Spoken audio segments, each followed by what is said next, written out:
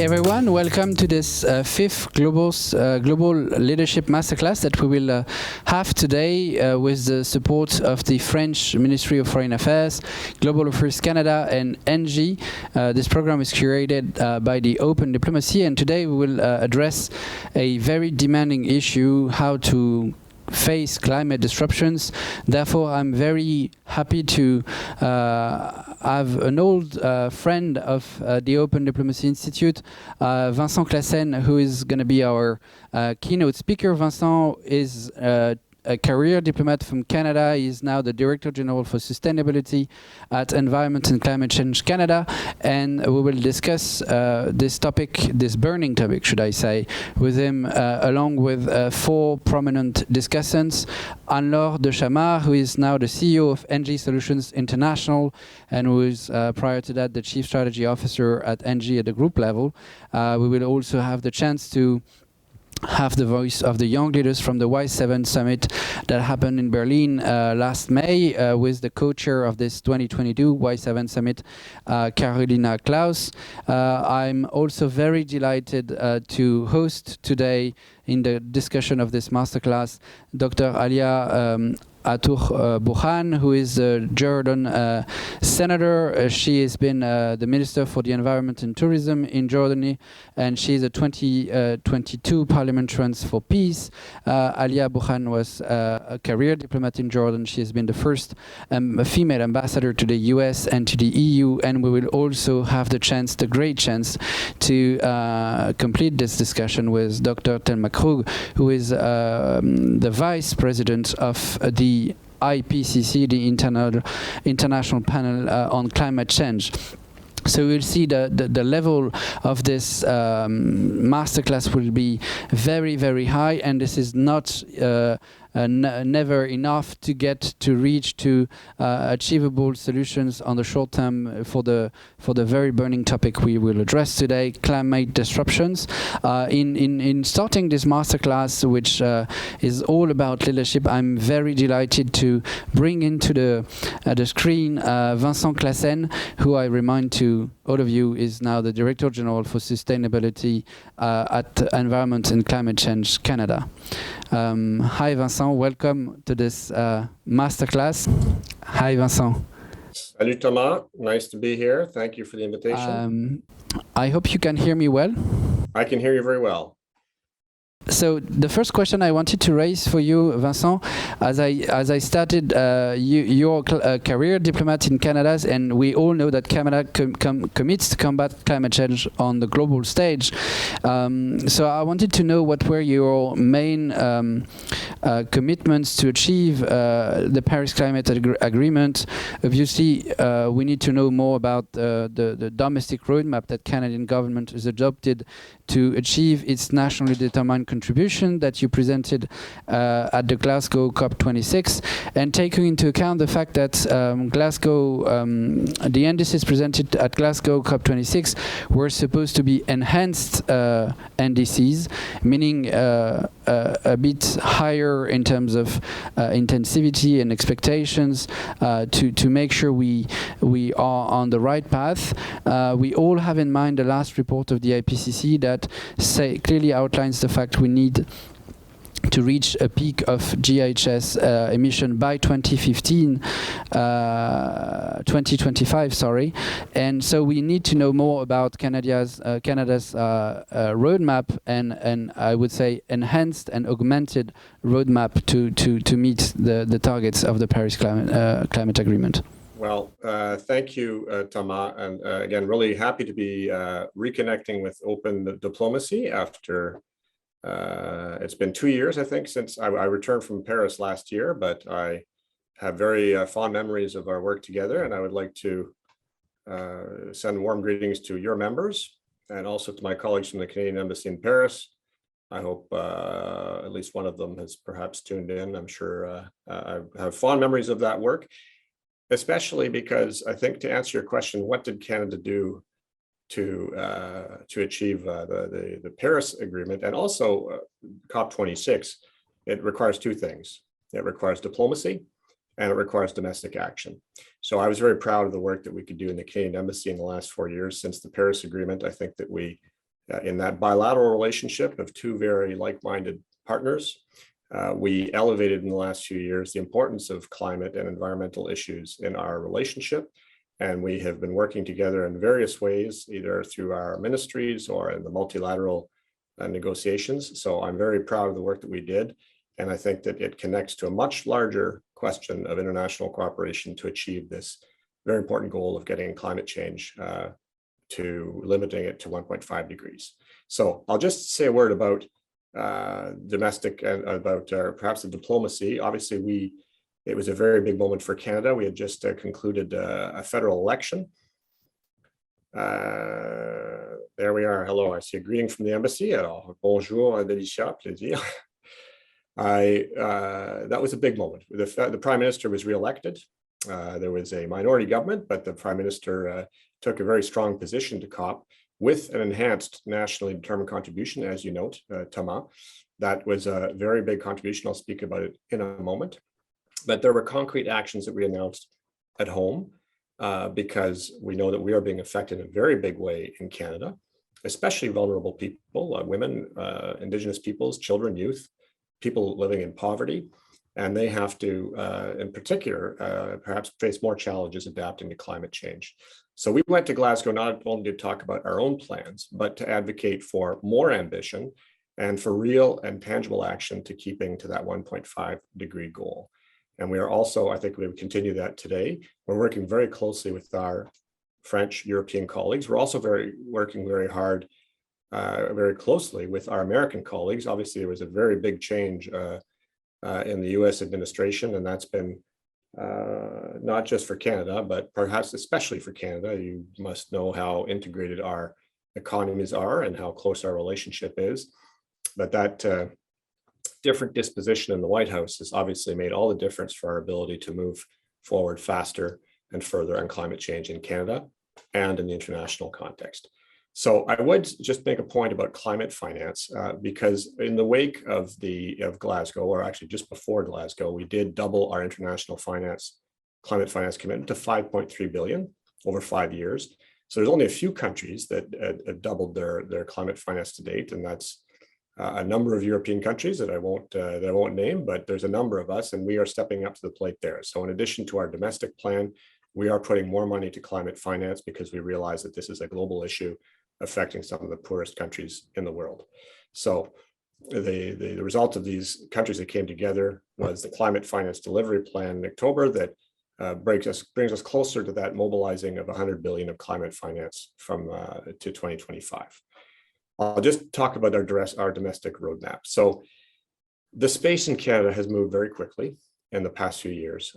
We did announce a new NDC last year in the summer. We moved from 30% reduction to a 40% reduction. I'll come to that in a minute. But interestingly, we created a legal framework, a legislative framework called the Net Zero Emissions Accountability Act last year. That legislation was adopted, and that creates a binding legal framework for Canada to achieve net zero greenhouse gas emissions by 2050.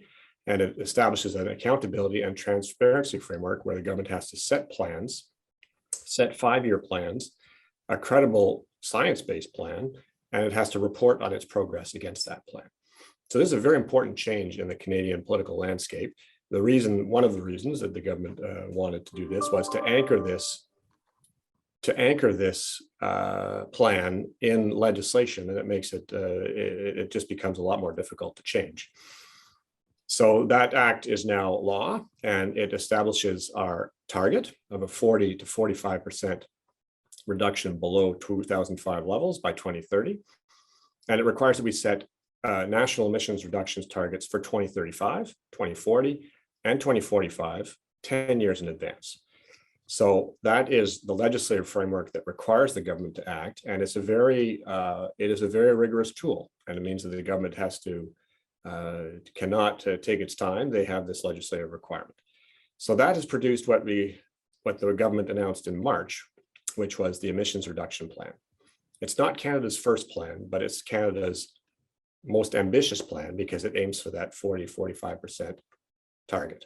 So over the past 2 years now, this we've endured a lot of stress around climate crises. We've experienced that in Canada with a very scary events, frankly, in the West, and with floods and fires. But we believe that the population is on board for this ambition, even though it's not easy. And this is happening in a context where you have a lot of economic turbulence, you have a lot of inflation, and people are pointing to carbon taxes as the source of that. But we're on a very firm path to that 40–45%. And this emissions reduction plan is very unique because it's sectoral in nature. And what it does is it identifies reduction targets in each sector of the economy, the major sectors that are generating emissions: oil and gas, heavy industry, agriculture, buildings and waste. Each one of those is identified as a target. And then there's $9 billion in new investments in a suite of measures to bring Canada to that more sustainable economy. This includes financing public purchases of zero emission vehicles. It includes energy retrofits for people's homes. And all that to say, this is a very ambitious plan, not the first. It builds on something called the Pan-Canadian Framework, as well as an enhanced plan that were adopted by the last government, the Trudeau government of the first mandate. But the fact is, these efforts are working because people are changing their behavior. There is an impact for this carbon price. And we're already seeing that we're bending the curve in our emissions, and we believe we're on a path to 40%. So I'll stop there if you want to ask. Yeah. If you want to.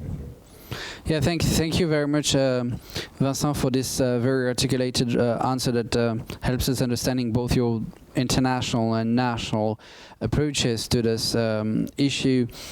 Obviously, you touched upon this critical point that when referring to the western part of Canada, that was massively hitted over the past month and years, including by fires. We do all remember Leighton Village being burned in a few hours because of the early consequences of climate disruptions.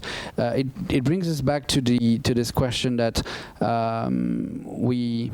adaptation is also now an issue, and what we thought would be the long-term reflection is actually closer to us. So my question was kind of twofold. How is now adaptation part of the plan you just referred to, which indeed sounds very both ambitious and makes a clear way forward? And on the other side, have you already started to work on your long-term strategy? Because having a plan by 2050 is key, but starting when we go to a COP, we all hear about nationally determined contribution NDCs, but we also now need to learn more about LTS, long-term strategies, which look at beyond 2050 and probably 2100. Have you already started to work on this in the Canadian government? So the shorter answer is yes, but our focus right now is the net zero act and the 2050 target. So what we're banking on is a very lasting transformation of the Canadian economy, and we have these 10-year targets, as I mentioned. So that's what I would answer to that question. On adaptation, I would say thank you for raising Lytton. That was a little bit of a wake-up call, not the only one, but that was a pretty big event for Canada to see this extreme drought in that part of the westernmost province, and also to see not that far after that village was consumed by fire, this extraordinary flooding in the Fraser River Valley, and that's something that we've never seen before. And there is considerable damage to communities. There is loss of life, and so I think that Canadians, like people around the world, and I think that in Europe you just experienced a heat wave, and I think that we are realizing that this is not just a debate for policy wonks. This is something that is affecting people's lives in a very real way. And people who are invested in this issue have known that for a long time, but I think that our only challenge is ensuring that we can get the support we need to make these very big changes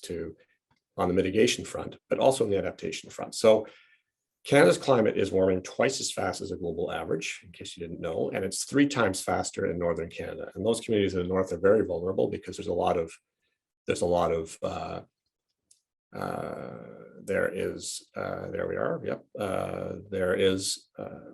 of tundra, there is permafrost, and the infrastructure is therefore extremely vulnerable. And there are also vulnerable populations, a lot of poverty in the Arctic and the Arctic communities and the northern communities, very high proportion of Indigenous residents. So that's something we're very attentive to. So Canada is essentially organizing itself. Canada is a federation, as you know, and it's very critical that we do this in a regional way. We first committed to developing an adaptation strategy in 2020. We reaffirmed that at COP26. And the strategy has been very carefully our national adaptation strategy has been developed. It's now out for public consultation until July, and it will be refined and it will be hammered out with provinces and territories in the fall, so that we have a very clear strategy for how we're going to adapt our communities and to the impact of climate change. It's going to focus on health, on infrastructure, environmental stewardship, economic dimensions, and it's going to reduce the risk, we believe, of our ability to deal with climate-related disasters.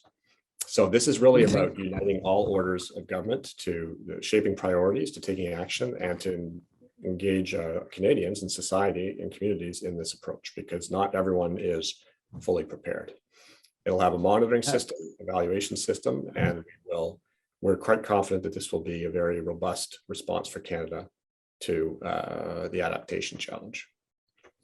Yeah, thank you so much, Vincent. So this is indeed very important for us to, as we have a global audience here, to highlight how difficult it is to articulate both diplomatic efforts for a federal country, which is completely different from France, for example, where you you need to work closely with your provinces and to develop and roll out an adaptation plan that is fit for the purpose of every single part of Canada.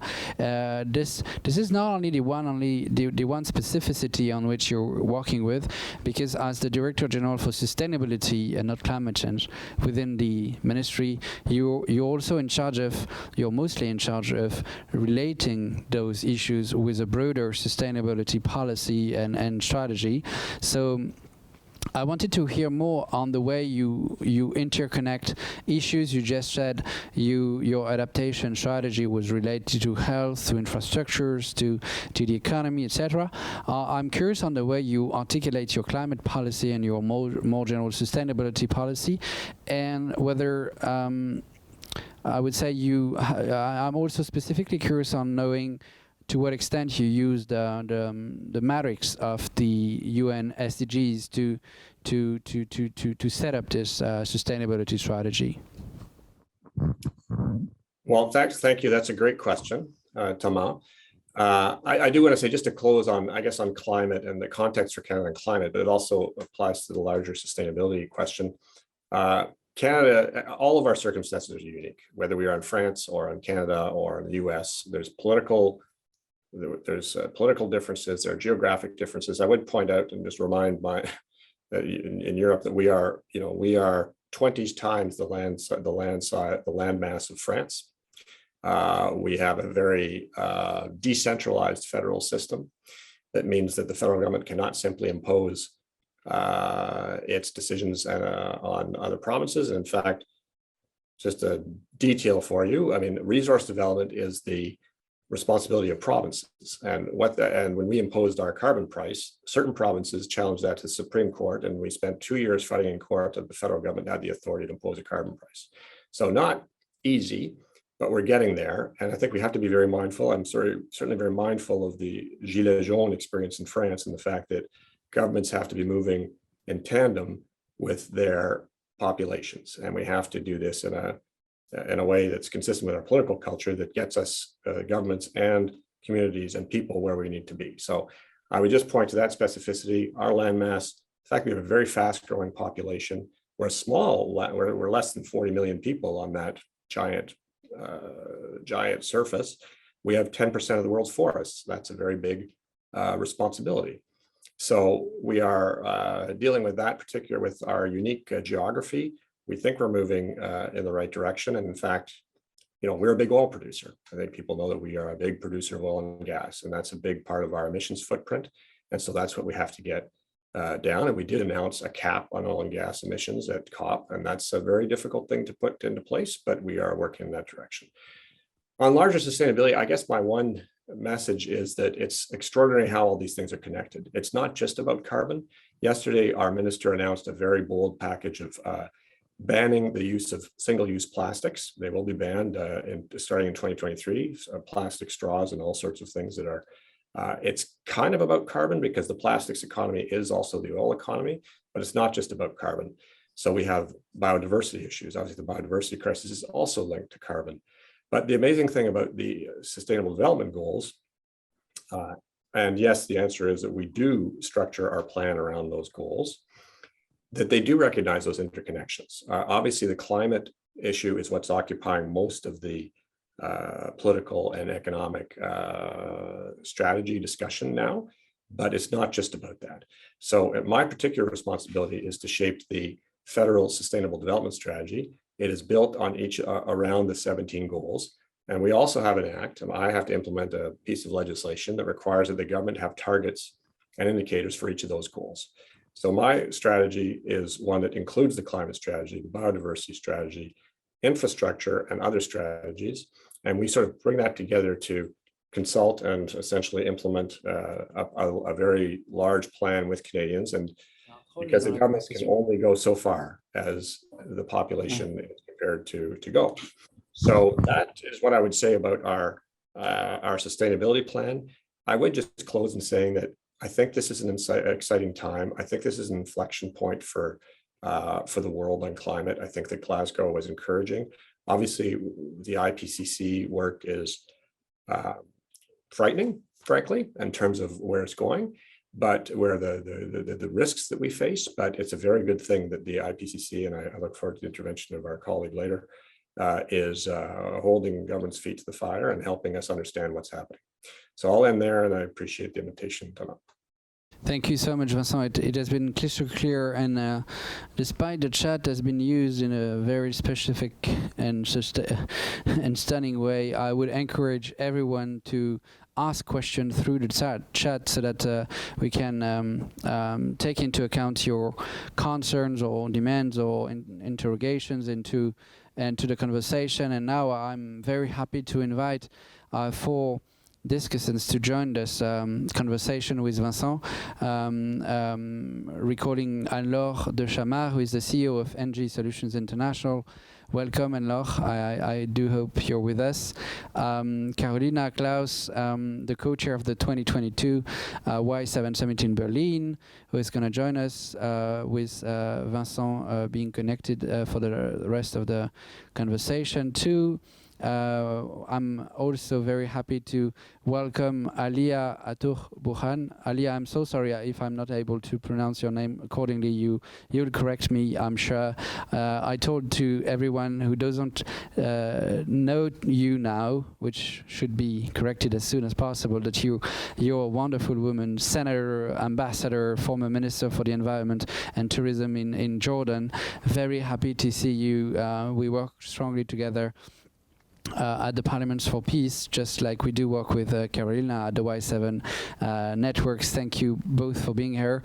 And last but not least, Dr. Thelma KRUG, who is one of the 3 global vice presidents of the IPCC. Welcome to Thelma being part of this conversation. I do realize that for some reasons I mismanage gender equality in this panel, which is for once a good news. And I'm happy to see so wonderful female leaders part of this discussion with Vincent. Vincent just commended the work of the IPCC, so it's a special congratulations for for Thelma, who has been so busy over the past weeks to put through the sixth assessment report. My first question was related to mitigation, as we just had a conversation around the way that Canada is doing a lot of work in reducing its carbon emissions, and as we are here among others with diplomats, especially with Alia, who has been the first female ambassador to the US and to the EU from Jordan. I would like to turn to you, Alia. Vincent clearly pointed out how difficult it is to get an agreement at any COP or any global multilateral negotiation anyway.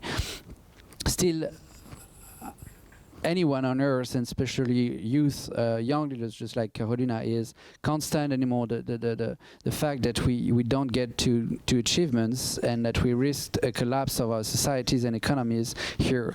And I would like to hear from both the former environment minister and the former diplomat to see how you work as in international negotiations around this trade-off between emergency and long-term issues, which always gets rolling back at the end of the agenda when a war starts, like in Ukraine. We always have to face this trade-offs between different priorities.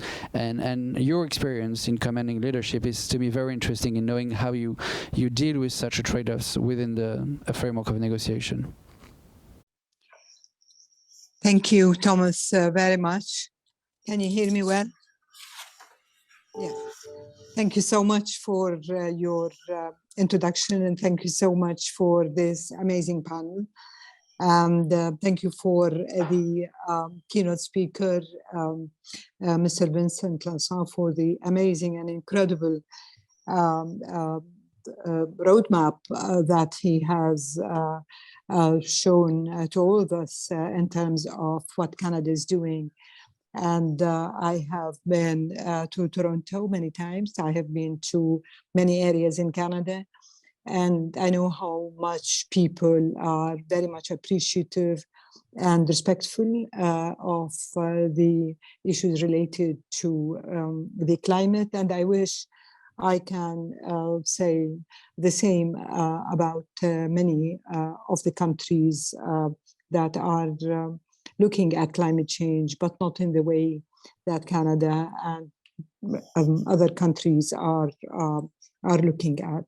Let me start by saying that, Thomas, you can say HATOUG-BOURAN or Alia. It's all the same. It doesn't matter. I mean, not at all. It's actually, I was looking at the material I have at hand, and I am, as you have said, I finished my tour in Washington in late 2017, came back to Jordan, member of the Senate. We have an appointed system in Jordan when it comes to the Senate. The Parliament or the lower house is elected. And I sit on the Foreign Relations Committee, and now climate change now is becoming one of the most important topics that we at the Foreign Relations Committee at the Senate tackle. The relationship between the politics and between the climate issues and the security aspect of it is very much on our mind when it comes to the importance of climate change. Let me start by saying that you know, we are a very small country in the middle of the Middle East, and we are very much surrounded by all the regional mishaps and all the regional disturbances that you can ever think of. We are neighbors to Syria that for the last 10, 11 years now, unrest have been the subject matter of that beautiful, wonderful country with the wonderful people that are very much close to us.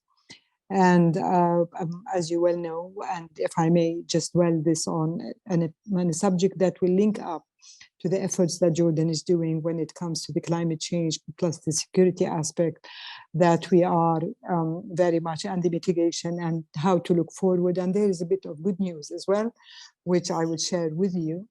And as you know, Jordan is hosting more than 1.3 million Syrian refugees.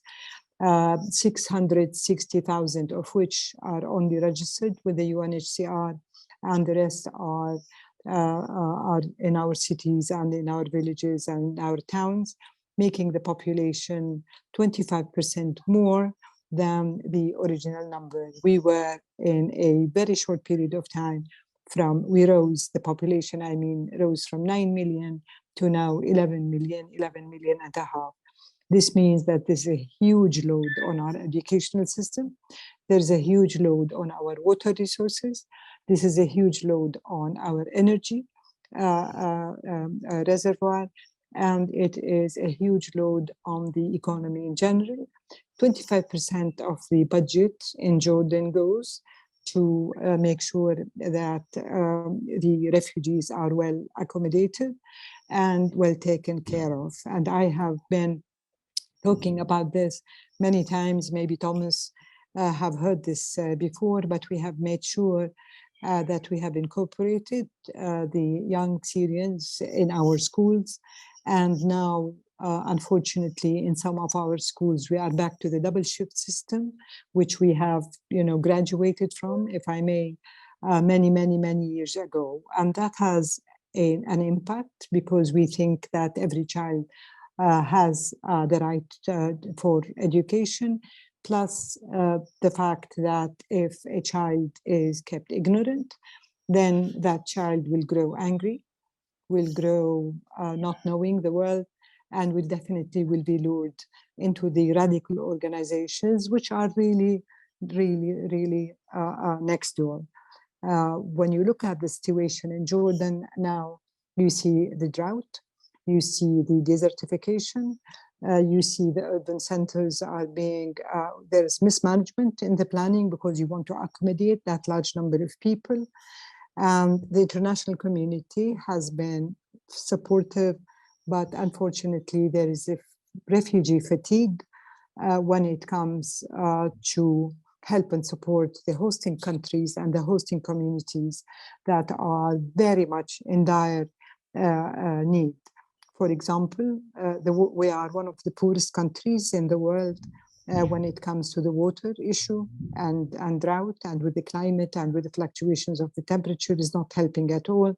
So instead of people having that amount of potable water, it has been now reduced to 50%. And the Minister of Water and Irrigation today at the Senate, he told us that the water is going to be less and less. And of course, we are resorting to the technology, we are resorting to the desalination, but this is extremely expensive, and the initial investment, as you all know, when it comes to this is very unattainable.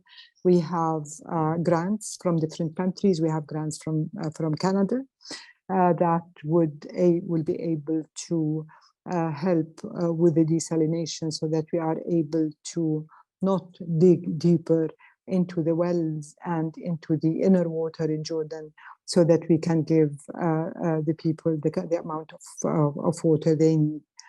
And add to that, that because of the high temperatures, drought has become yet another extremely important concern for Jordan.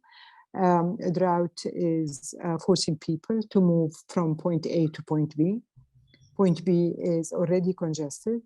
It's congested and overcrowded with a young population below 30 years old, unemployed, and they have absolutely nothing to lose when you don't find the means to put food on the table. And that is happening in some of the urban areas and some of the desert areas that just before the Syrian crisis, we used to have better economic prosperity for our young people. And now, because of the regional crisis, this have added yet another layer of burden on the government. If you look at Iraq today, they showed everybody, I think it was in the news, that because of the water shortage in Iraq, I have the numbers here. They're very not very pleasant. But the drought in Iraq is really forcing people also to move from one place to another. Please bear in mind that when you speak about Iraq and when you speak about Syria, we are still talking about the terrorist organizations. We are still looking at camps that have the foreign fighters' families.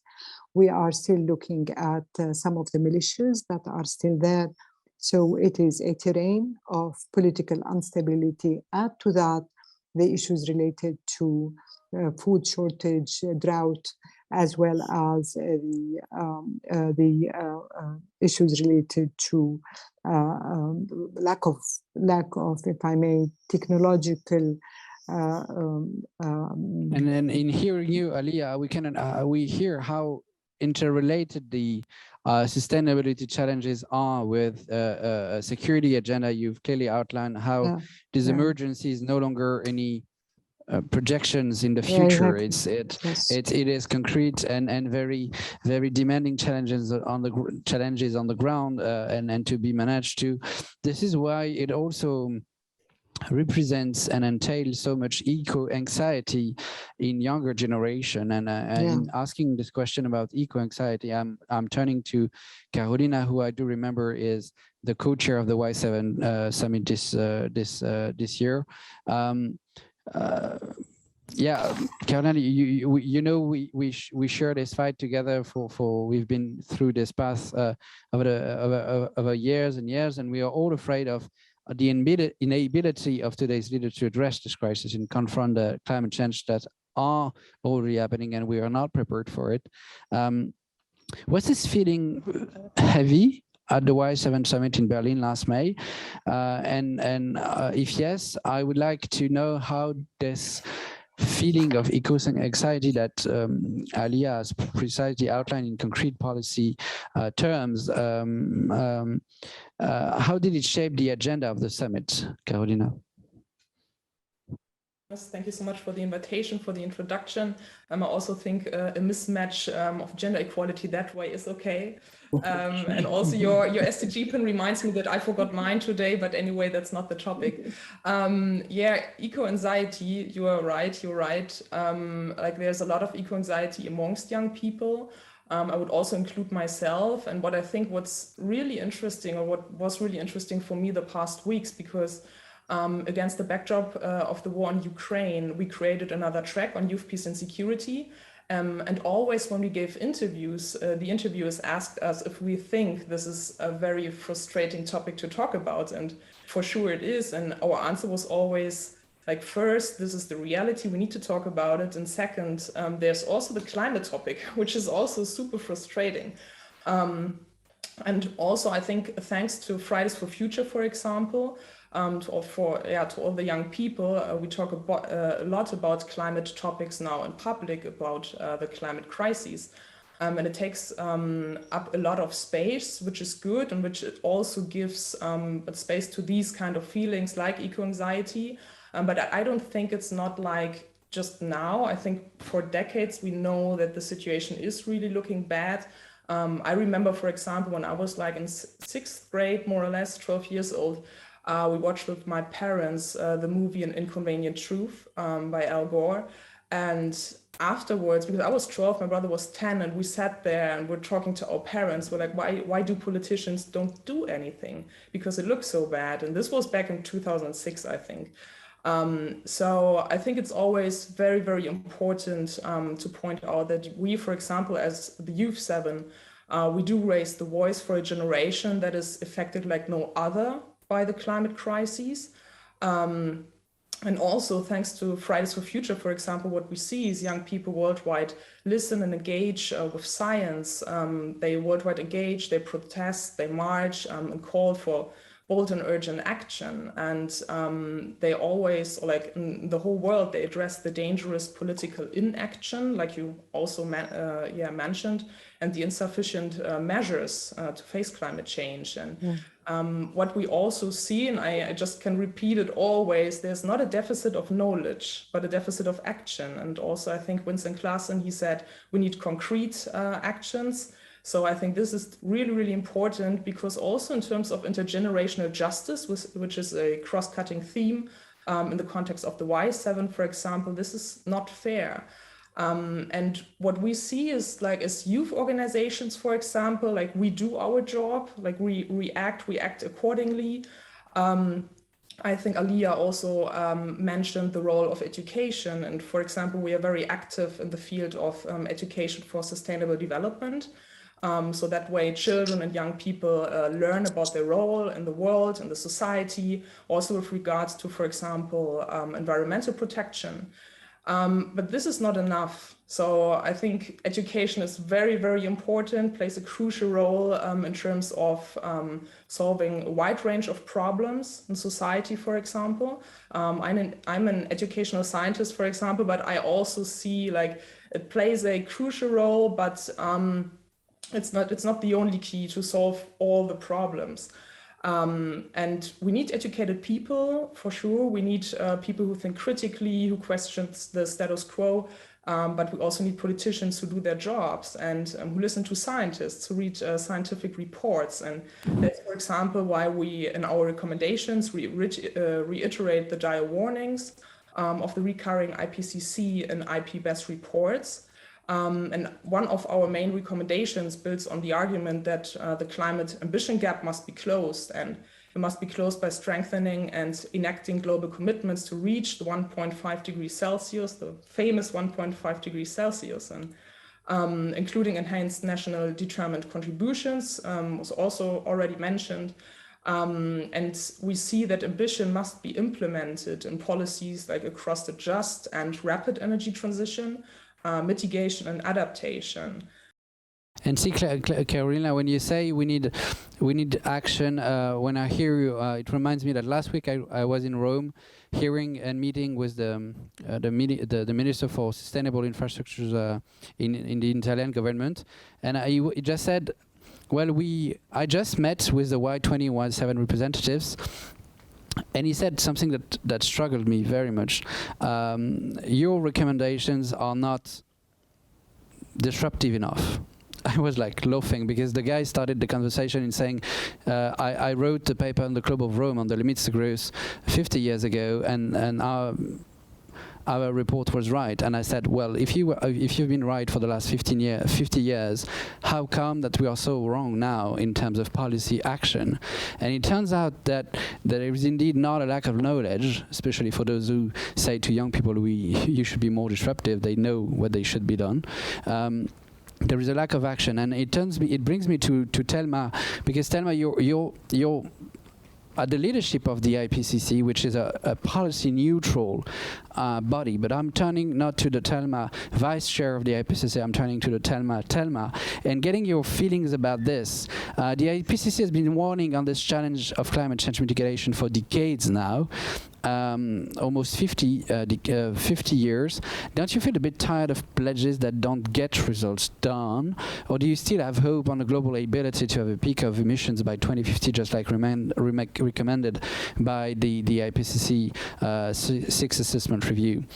What does this mean to your guts as a scientist, as a citizen, to be in that position where we have the knowledge, we just need lack of action? Okay, thanks, Thomas. It's nice to be here. Thanks for the invitation. It's really nice.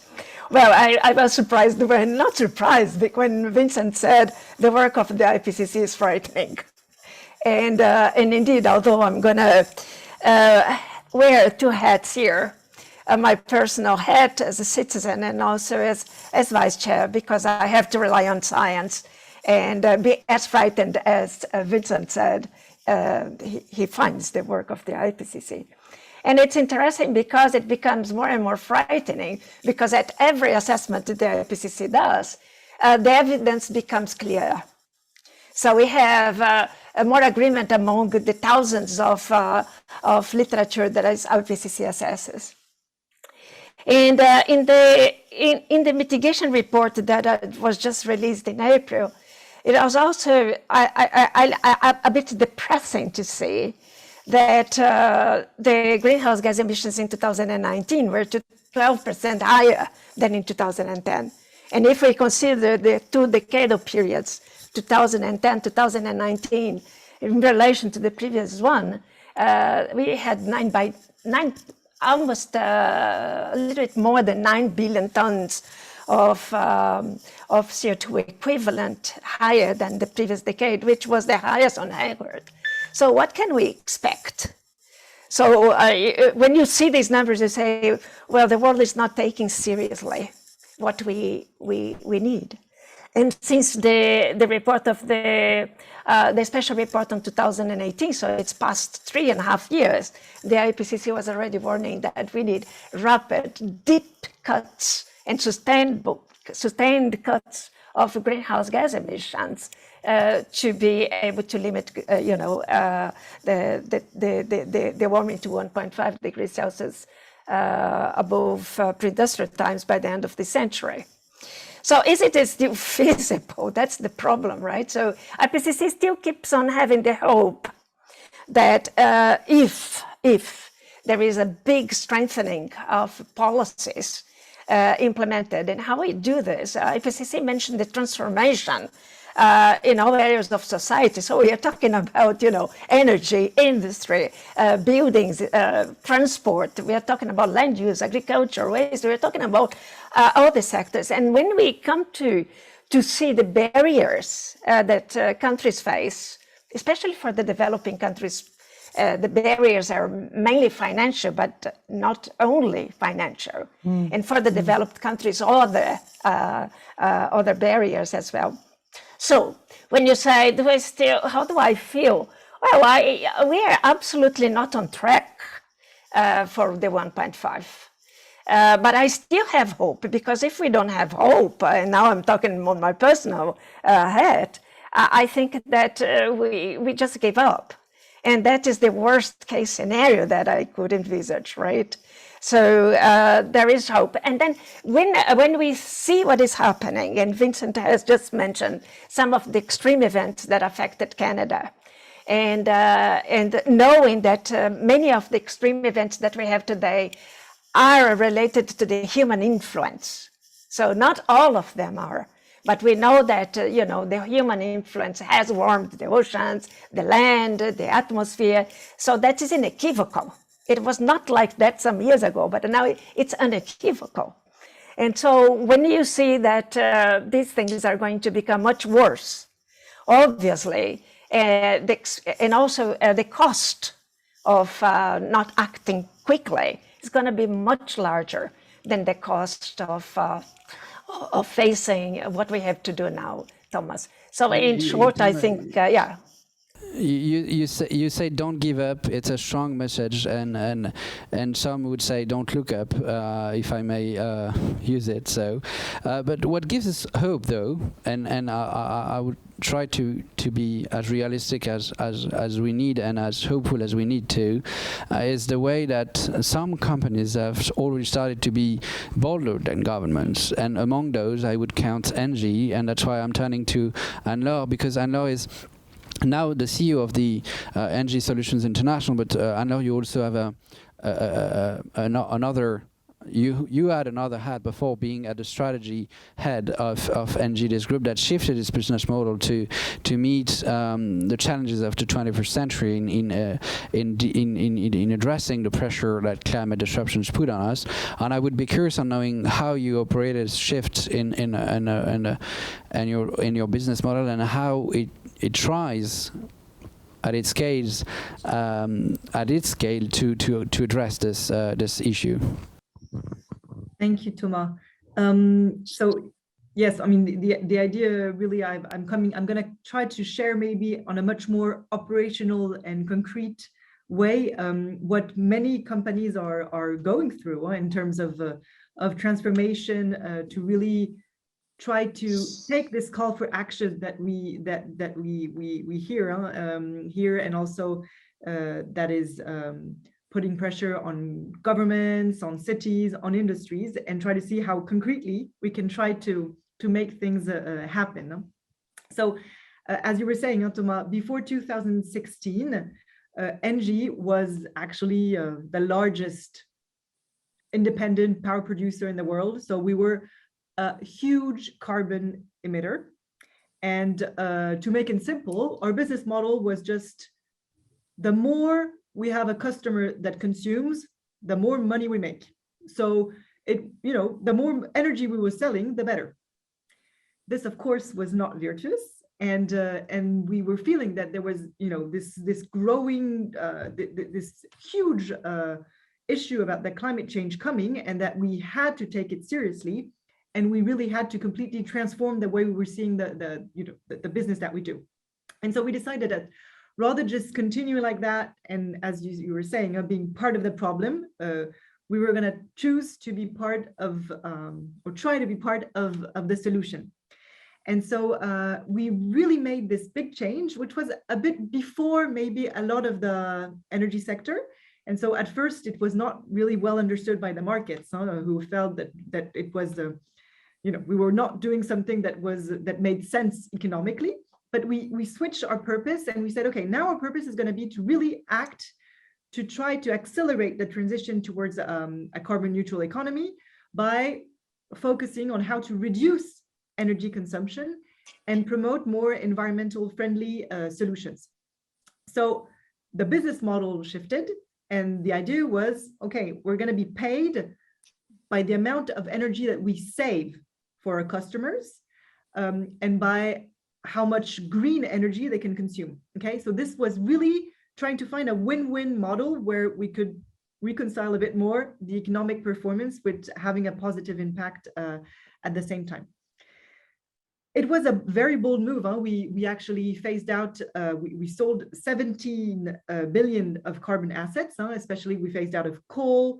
We stopped completely our gas exploration and production activities, and we reinvested all this in energy efficiency and renewable energy development, and reduced by 60% our CO2 emissions. And then last year, we decided that we actually wanted to accelerate even further.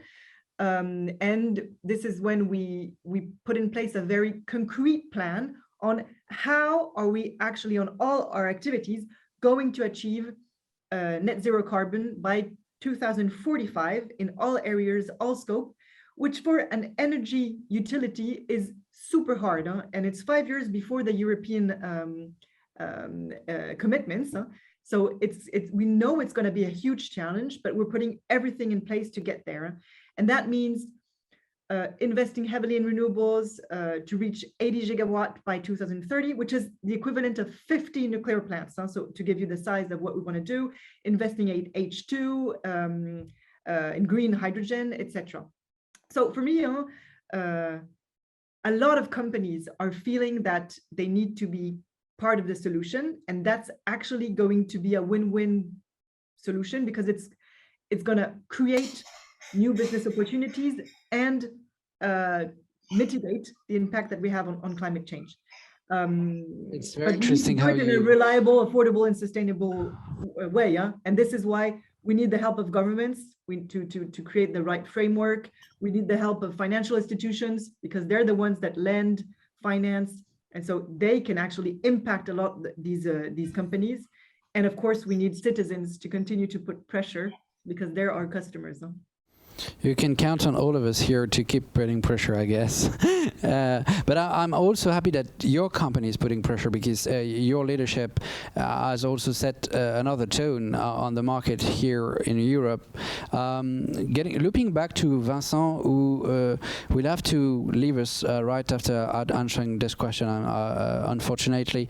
Vincent, in hearing the reactions of Alia, of Carolina, of Thelma, of Anne-Laure to the different reflections we had around what Canada does and what it does also mean for the world to address this issue, how would you react to that? And specifically when it comes to, I would put it that way because that's the way I have to think through, anticipate our own inability of meeting the targets. How do you, are you also working on worst case scenario, on taking into account the consequences of probably failing mitigation efforts? We still need to look up, if I may. Yeah, well, yeah, good point. I don't want to, I don't want to talk too much about the risk of failure. I think it's clearly we are, clearly there's risk. but I do think we're in a different space than 5 to 10 years ago. I appreciated Anne-Laure's intervention. I think that there are more companies now that are I guess we'll call it a virtuous space. There are more, but the issue is, of course, not all economic actors are equally virtuous, but I think we are creating norms and standards with ESG and other measures that, I know that in Canada, we're very proud of also the work that our colleague Mark Carney has been doing to mobilize the global financial community around that. I also took from that, from Anne-Laure's intervention that, there's things you do at the company level, there's things that we do in our government level. And then there's all these it has to be all hands on deck on all of these different platforms. I think the world is moving in the right direction. I'm very encouraged by this conversation, and I am frightened by some of the facts in the IPCC, but it's a good thing the IPCC is nudging us in that direction. And I think that that's not a point I spoke about a lot, but it's true that the cascading of these different crises. Obviously the situation in Ukraine or in the Middle East is, I guess, just showing us how vulnerable we are, and how maybe we've taken this period of there's various periods of stability. I got back in Canada where we're kind of an island of stability. I recognize that we are in a pretty privileged situation up here in North America, but we're also seeing vulnerabilities more than we did certainly 10 years ago. So I believe we're moving in the right direction. I find that the people around this table here are not the problem. The challenge is the people who still do not want to join this, who believe, for example, we're not prepared to make sacrifices to go in the right direction. And in fact, but anyhow, I will just take encouragement from the fact that I do believe we're in a different place. I do believe that we are formulating a vision of a sustainable future, like this little poster behind me. I don't know if it's backwards for you or like it is for me, but I think that the idea of a sustainable future is becoming a lot more real with electric vehicles, with more. We have a lot of work to do. I don't want to, we have a lot of work to do in Canada, we have a lot of work to do around the world on carbon and on circularity, for example, which is another one of the big pillars of but it's a very different world than it was a generation ago. So I am hopeful that we are going to affect a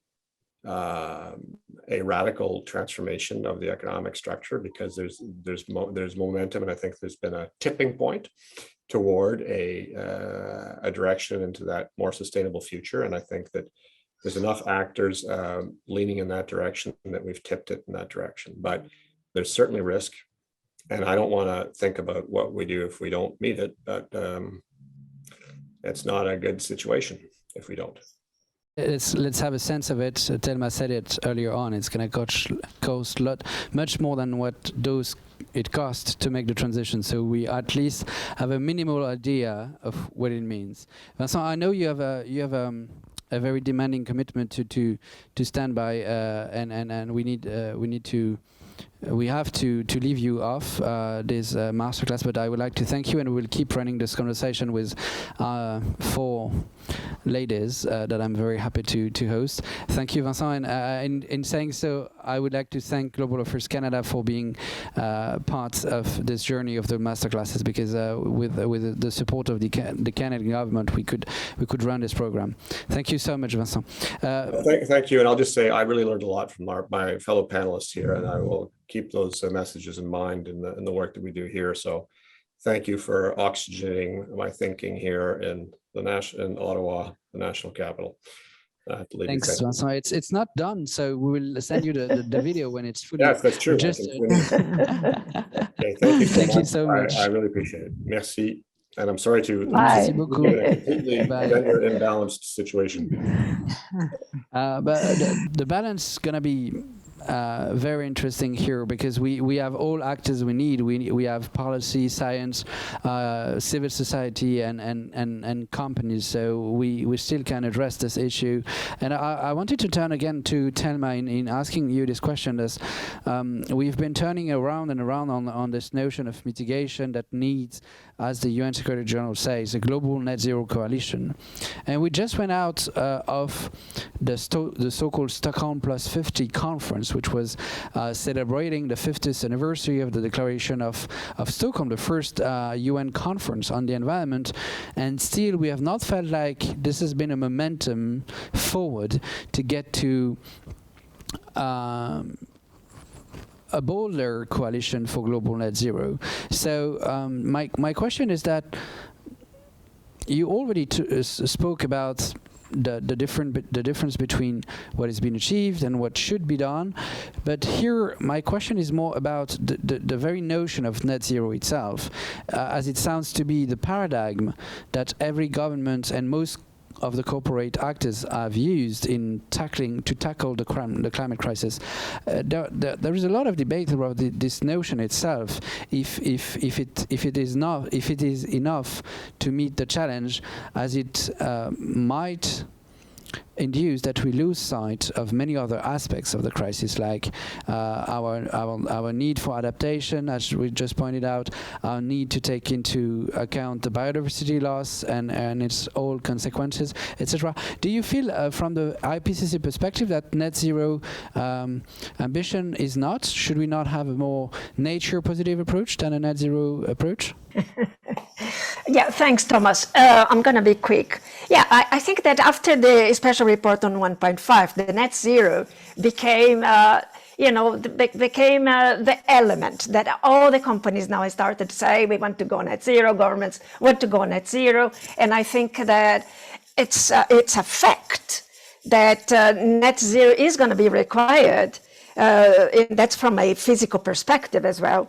So at any level that we want to limit warming, we have to have the cumulative CO2 emissions at some point then stopped.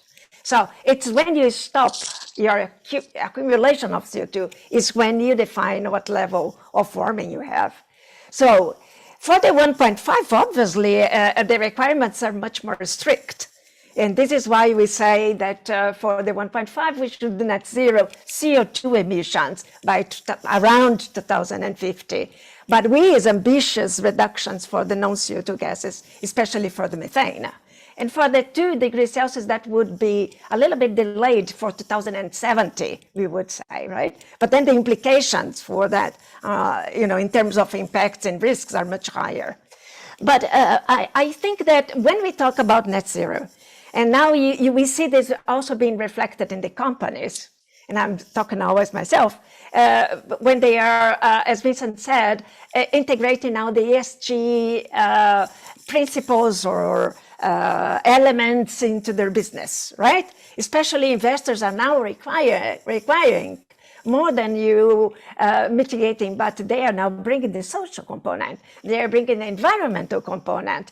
So ESG as one example of an integrated vision of business. They will not go beyond just, looking for net zero and that's it.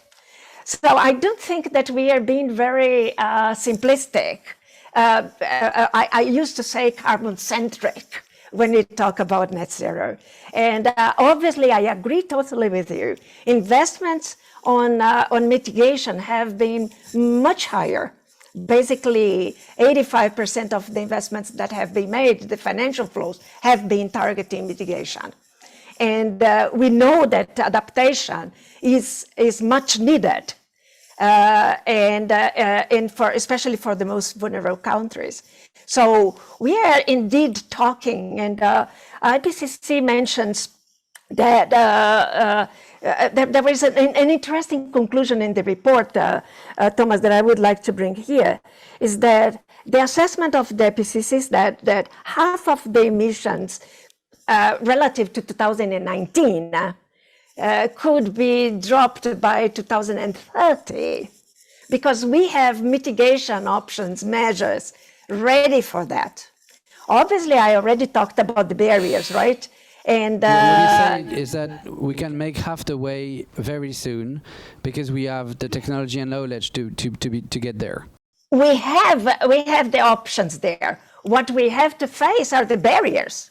So there are financial barriers that I already mentioned, but there are institutional barriers, technological barriers. But in essence, IPCC says that we could, have half of the emissions in relation to 2019 by 2030. So what we have to look at, and that also not only talking carbocentric, but it's also talking about how to do this in a way that you also are conservation of the biodiversity, need for adaptation, and especially sustainable development. IPCC brings this whole picture of mitigation, adaptation, together with a vision to sustainable development and the achievement of the sustainable development goals. So it's holistic. It's very important that everyone reads the last report of the third working group of the IPCC on the sixth assessment report that refers to indeed how SDGs can help us in mitigating the crisis and also adapting to the changes. Anne-Laure, I'd like to turn back to you, and you clearly outlined it's very important to us, meaningful to us, that actionable reflections are also very important, not only high-level policy reflections. And ENGIE is obviously a key player in making sure we can get to net zero, as you outlined the way your new business model operates. Still, ENGIE is not only on the net zero journey, it also is a leader in terms of sustainability inspiration. And I would like to hear from you, as this net zero headline is now all over any speech around the world, especially in corporate leadership circles. How do you make sure that you keep having a broader sustainability reflection that doesn't focus us too much on net zero, but also integrates all other aspects that revolves around the climate crisis? So it's a very good point, and as you were saying, as Thelma was saying, it's there's not only carbon, there's also biodiversity, there's also circular economy, there's also adaptation, there's many other things. So ENGIE being an energy utility, for us, the CO2 part, and even more than all the other greenhouse gases, the CO2 part is huge for us compared to the rest. Yes, it is. So this is why for us, we really focus on that, because this is where we can have the biggest impact in terms of levers. But as you say, we are also really working on having a global, a systemic view in the concrete actions that we try to unfold. So on biodiversity, we really systematically, in all the projects where we develop and invest, we always have the following approach of saying, how do we avoid impact on biodiversity? If we are having a solar project on a site in the US where there's turtle eggs, then we don't go there. How do we reduce then the impact by taking the adequate actions when we actually do have to have some impact on biodiversity? And then in the end, if really we can't do anything different, how do we offset this impact as much as possible? But this, by compensating by, for example, if you're constructing something in an area and that it has impact on the biodiversity, how do you compensate by maybe planting trees in the region to get back to the initial biodiversity balance and things like that? But the offsetting part, and I insist on that, the compensation part should be as limited as possible, because it's not the way to solve the issue. We also have things around, of course, adaptation, and we are really looking at, the sea level is going to rise because of the global heating. How do we tackle that? By maybe planting mangrove around our plants in order to keep natural hurdles. This is something that we do, for example, a lot in Saudi Arabia, in order to go against, to tackle heat waves in cities. How do we actually set vegetation and plant vegetation on the rooftops where we do the solar panels? There's many things that we work on. We put bees and plants under our solar panels so that we can have pollinators that come. So we try to work as much as possible on both biodiversity and adaptation and all the other green gas emissions. But for us, the big topic is CO2 and ways of tackling it in a very concrete way. It is things like we put clear incentives in the top management objectives. So we say, you know, part of their pay is linked to if we manage to reach our carbon objectives. We have very strict carbon trajectories, business by business. No, may I ask you a question about this? Is it when you talk about the compensation policy, is it only for top managers or is it also for the board?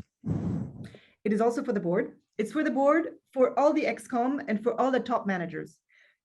It's also something where when we invest in projects, the same way we had a financial language for that. For example, we had a CapEx envelope, a CapEx budget. We have a CO2 budget.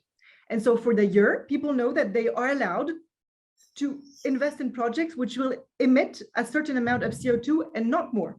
So they have to make smart choices of saying, how can I optimize my investments while being in this budget? And the budget, of course, will go down as we go in order to reach net zero by 2045. We have things like also taking into account the price of CO2 in order to take into account all the externalities of the project and not only the financial part, the financial benefit.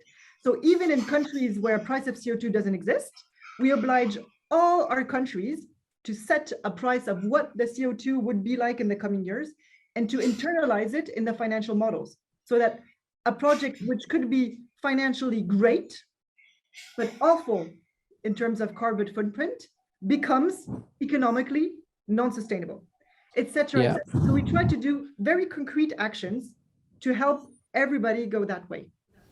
That reminds me of the, I would say, the baseline of the last year's G20 presidency of Italy, which was people, planet, and prosperity, which are supposed to be the three bottom lines of any account for any company. And in saying so, you clearly talked about prosperity, about planet. I'd like to turn a bit back to people, because if we fail to mitigate the climate crisis, we will have to adapt to the consequences of it. I had a question for Alia that I prepared around that, specifically on the ability of the UN to cope with this, but you already touched upon the different issues, security issues that relates to this, that relate to this crisis. Actually, I could compile this question with something that was asked by Michael in the chat, that looks at the intersection between climate disruptions and gender equality, I would say. And in such a distinguished panel, I should strictly ask the question. We all know that the climate disruptions will affect more women than men, putting them more in poverty, putting them more in danger, putting them more stress, more exclusion. Well, the consequences are very, very stressful for women in particular. So as you outline the refugee crisis that you've had to deal with, Alia, which was mostly related to the security crisis that happened in the Middle East, but now is also part of the climate crisis.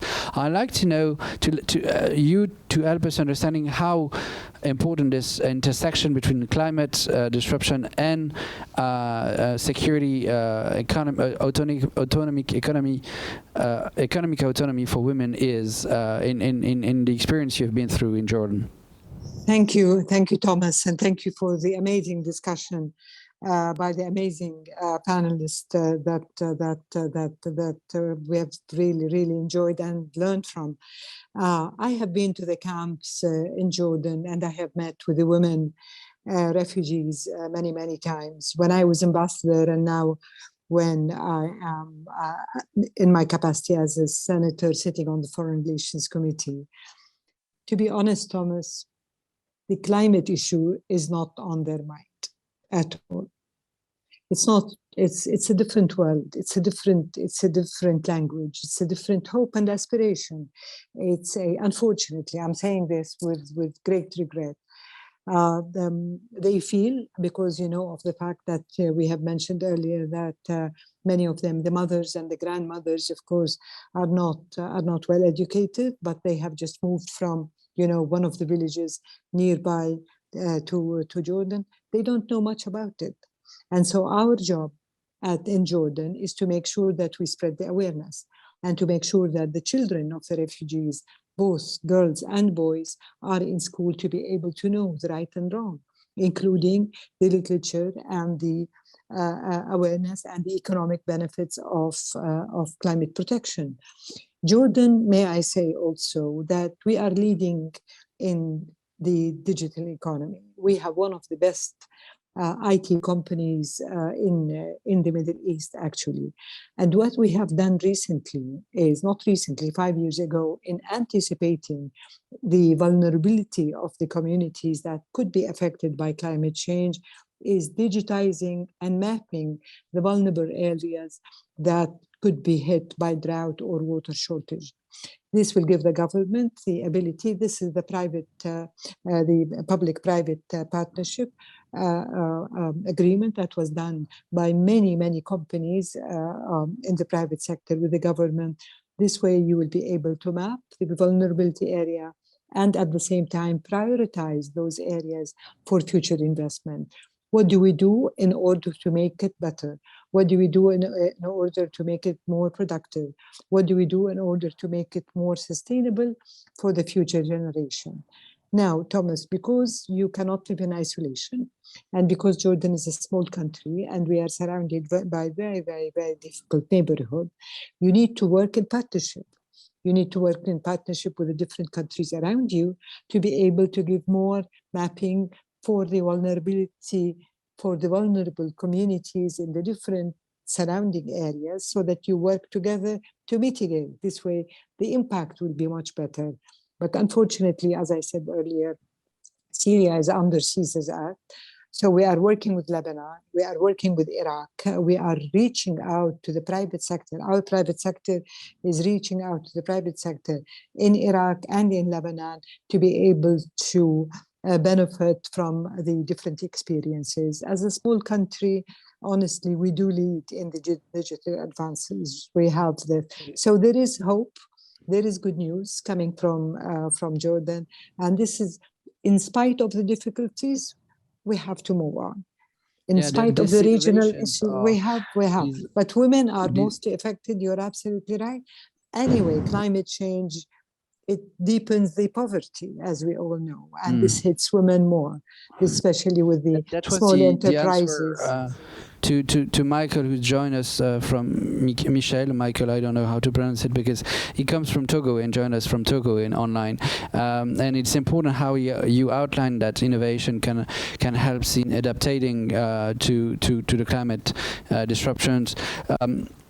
Well, I'd like to deep dive a bit more about this adaptation issue that we've been all around in getting back to Carolina, because this is what our generation, I put myself on the side of Carolina, that we will have all our life through to endorse adaptation. The UN campaigns these days are around generation restoration, as if we could restore nature, as if as a species we were enough smart to restore something that is so smarter than us. I'm quite convinced that it's more about generation adaptation than generation restoration. And as I've been told, this was part of the Y7 recommendations that you've put towards Chancellor Scholz last May. What do you expect the G7 leaders to take away from these recommendations when they meet in Thelma next week? Yeah, I hope they take as many recommendations as possible away from our communique. So yeah, talking about the policy recommendation on just and rapid energy transition and also adaptation mitigation, like our key recommendations are based on that the G7 countries must make no further investments in new fossil fuel projects and instead redirect funding to renewable energy to ensure universal and affordable energy supply. This is one very important recommendation for us.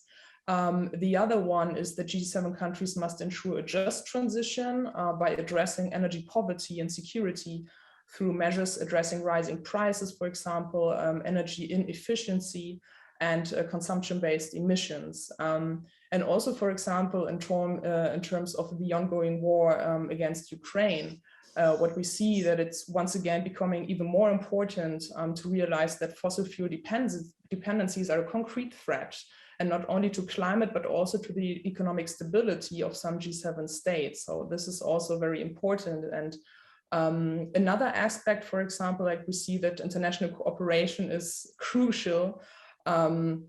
So what's more, like our federal chancellor, Olaf Scholz, he came up with this idea of the climate club. You might have heard about it. I think it's, some say it's like his baby. I don't know, it's the most important aspect he came up with. And so he's always explaining that this club must be an inclusive club and not an exclusive club. And this not just in terms of the involvement of the countries, that it's not limited just to G7 countries and the EU and a few partner countries, but to all countries, should be open. And for us, it's very important because one might argue there's also the United Nations, for example. It's already an SDG club, which is very good, but we think it's important to have many different kind of forums where countries come together, sit down at the table, they need to discuss.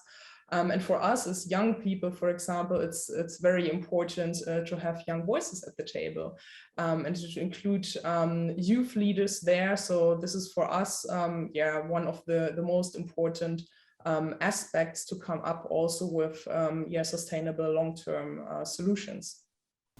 Yeah, this G7 Climate Club is, as you said, all about building coalitions that could deliver faster results.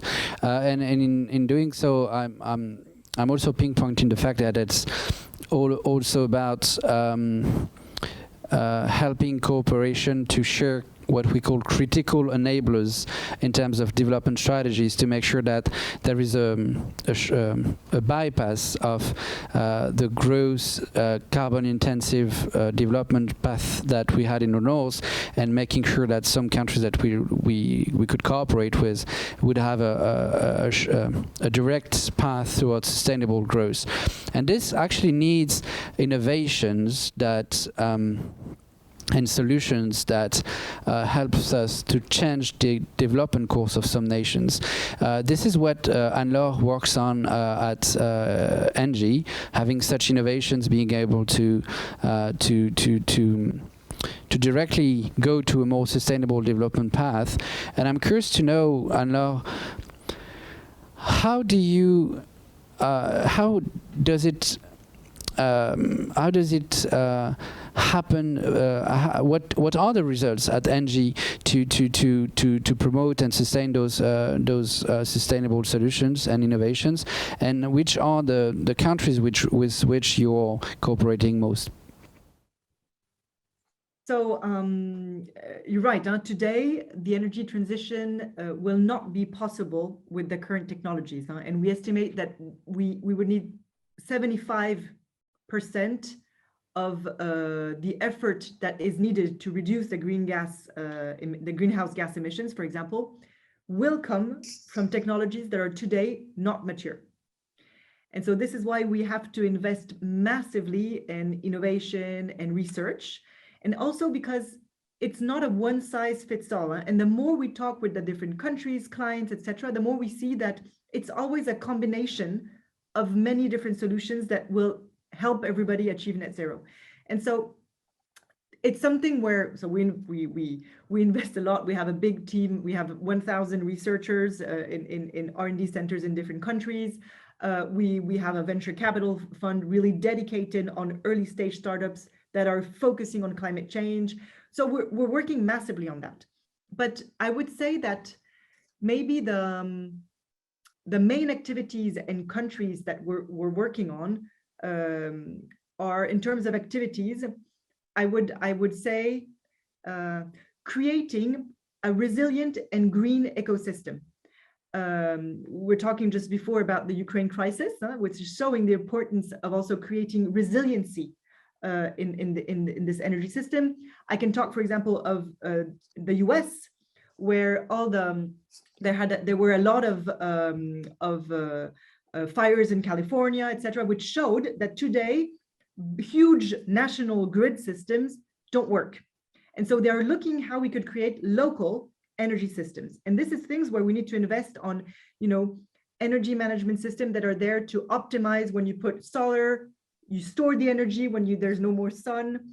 You can use EV charging and electrical mobility to also use them as charging and storage for your energy system. And all this, you can optimize it the right way. This is something that we're investing heavily in order to reduce the consumption, make it green and local. We're also investing a lot in biomethane, for example, which, to go back to the previous point that we had, is for me the perfect example of circular economy. It enables to recycle some waste, to stimulate the local economy for agricultures. It's really, and it's green, of course, and sustainable. So, and it is local. So you don't rely on, Russian fossil fuel. So there's a lot of things that we need to invest in. And for example, in biomethane, we are investing 2 billion euros in order to have this technology mature by 2030. And of course, green hydrogen, we all know why it's very important. It enables to store the renewable energy when renewables are not producing any electricity. It can, of course, be used for mobility, and it can be used to decarbonize all the industrial uses. We know that there's industrial sectors like steel, etc., that consume a lot of energy, and green hydrogen is a great solution for that. And there too, today it's not mature at all. It's not economically sustainable yet. And so we're targeting 4 gigawatt of renewable hydrogen by 2030. This means 4 billion euros of investment. So the idea is to say, we think that by focusing our investment, stopping all the fossil fuel investments and all that, and focusing on renewables and in all these future non-mature technologies, this is something that, of course, will be economically, will be in terms of ESG the right thing to do, but also economically will make sense because it is investing in the long-term future in these different countries. And making sense is a very important thing. I would like to remind just one figure that should strike us all here, is that every day Europe pays in average 700 million euros in oil and gas to Russia, meaning we are fueling a war that we should better invest our money into our future. That said, it gives us a good idea, a good sense of how we should flow the money into the right direction. And well, it should need 2 days to achieve the investments that Anne-Laure just pointed out with this figure. So it actually, this madness of figures brings me again and again back to the adaptation question, because we are not on the right path. Everyone is around this table has clearly outlined in a different facet how wrong we are collectively as a society and as a global community. So it means we will need to adapt by anyway. And the IPCC has worked on this, so that I'm turning for the last question to Thelma, because in the assessment report number 6, last July, the IPCC published a report of the second working group of the IPCC around adaptation, and this report is a good way to understand how vulnerable we are and what vulnerability to such a disruption mean. And this report is not only on the risks, it's also about the solutions to adaptation issues. So I would like you, Thelma, if you may, to enable us to understand what adaptation strategy we should look at. Well, thanks, Thomas, for this question. Well, it's interesting because we don't see adaptation to be something to be implemented in the future, right? Because at the present level of warming, which were about, human-induced warming of 1.1 degrees Celsius, we had a widespread impacts, generalized impacts all over the world. Obviously affecting, as we have been saying, systematically the most vulnerable people, right?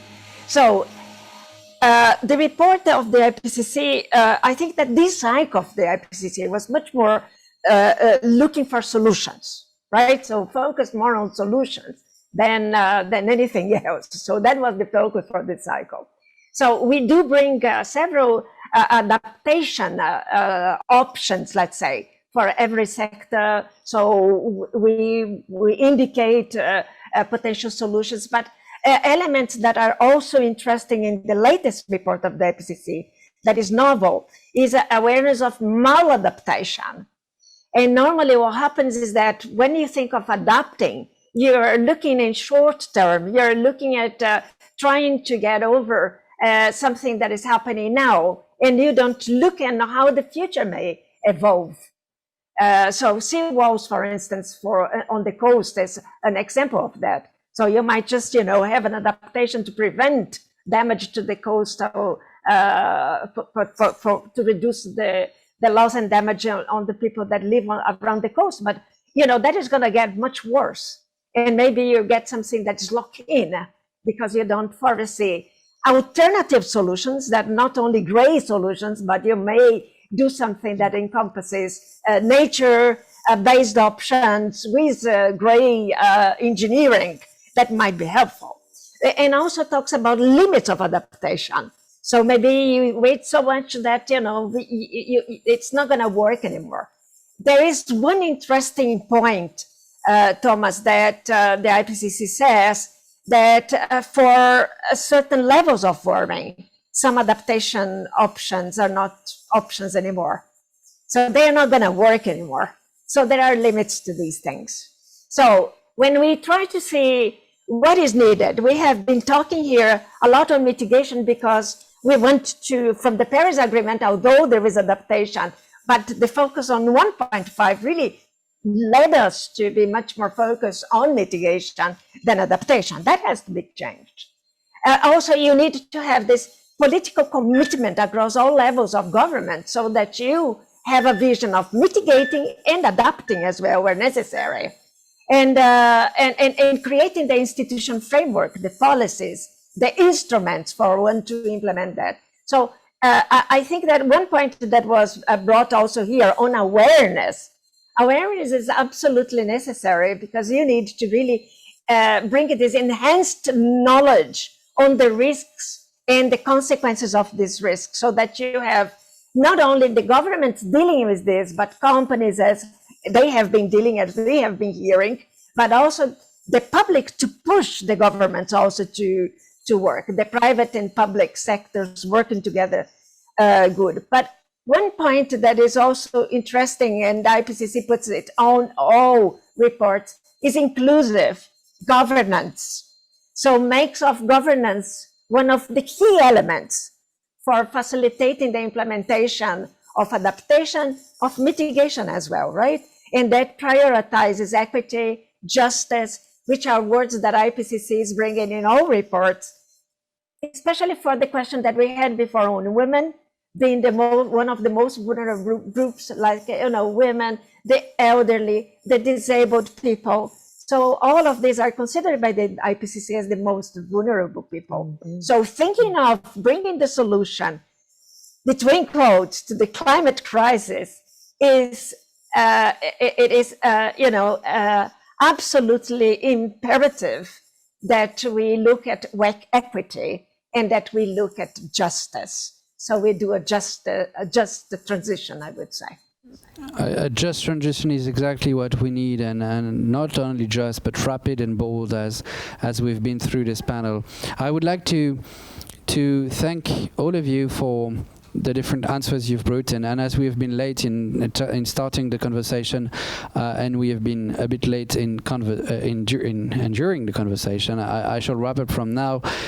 We had many questions, and I'm a bit afraid that some Russian friends I've been trolling us on the chat. I'm sorry that they've been so rude to our female leaders here. I feel like it's disgusting anyway. So in excusing and apologizing for this, I would like warmly to thank Thelma, Carolina, Alia, and Anne-Laure, on top of Vincent, for having been part of this wonderful conversation and very deep dive into what are the stakes and the solutions.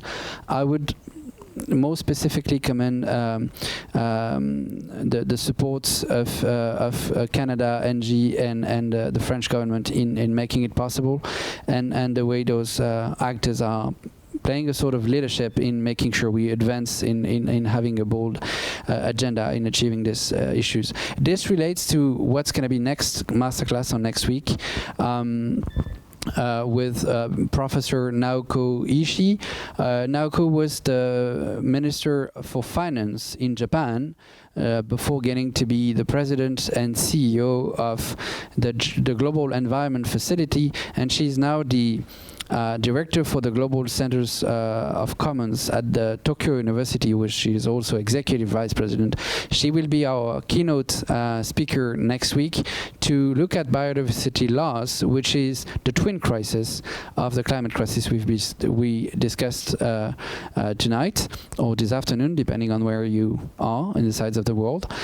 So I would like to thank you all for being with us and meet you next week, which was a bit different hours than we usually have, because it's going to be adapted to Japanese time. Thank you very much, and see you next week.